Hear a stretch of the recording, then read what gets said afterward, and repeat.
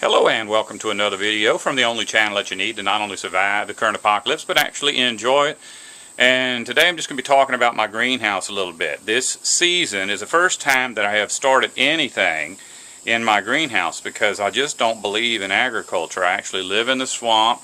I'm surrounded by pines and oaks, and that means that the soil is not going to be good for a garden.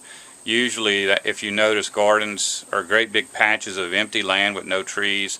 That's for a reason. The leaves that fall off of those trees produce a lot of acids and such that are not good for agricultural products. So around here, the only way I can grow anything is in a raised bed. And the last time I tried to grow a garden in a raised bed, my neighbors came over and poisoned my garden. So I haven't messed with agriculture in years, but this year I decided I would try to grow a few oddball things out in the forest. And so I've been starting a lot of seeds in my greenhouse. But as of late, everything I put in my greenhouse gets ate because there's a rat in there. And I don't believe in killing little animals unless there's really no way around it. So, if I get an animal that's in my attic eating up my electrical wiring, yeah, I'll kill him. But an animal that's in my greenhouse eating my plants, well, I just use that as an excuse not to plant a garden. Here are some my most recent plantings, and the reason they're not in the greenhouse is because of the rat. I didn't want him digging up these seeds and eating them, so I brought my plants in here.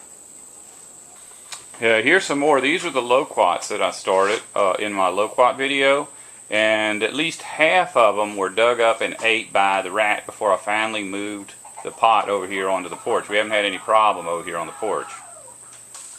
Now we'll go ahead and take a look inside of the greenhouse itself. I do have some things up here. Apparently rats don't like mint. And these little Suriname cherries. We got some Chinese date trees, also known as jujubes. And these are all things that really didn't take off. There's some bald cypress cuttings that may do something, and some weeping willow cuttings. But even like these peaches, I found peach pits broke in half, so I'm guessing there ain't nothing in the dirt there. Here is a goji berry. The goji berry was completely devoid of leaves a few days ago because the rat ate them all off. And everything in here has pretty much been eaten by the rat. But I don't think I'm going to have a rat problem anymore. This is a copperhead. I did not kill him. My wife just found him. She's all upset. But that big lump in his stomach is probably not gas bloat. I think that's the rat. So the rat didn't leave, which caused a snake to come in here and grab him.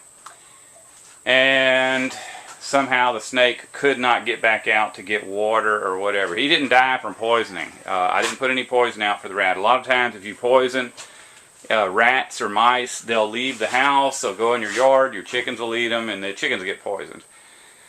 So this is just probably a natural death from not being able to get out of this 125-degree greenhouse.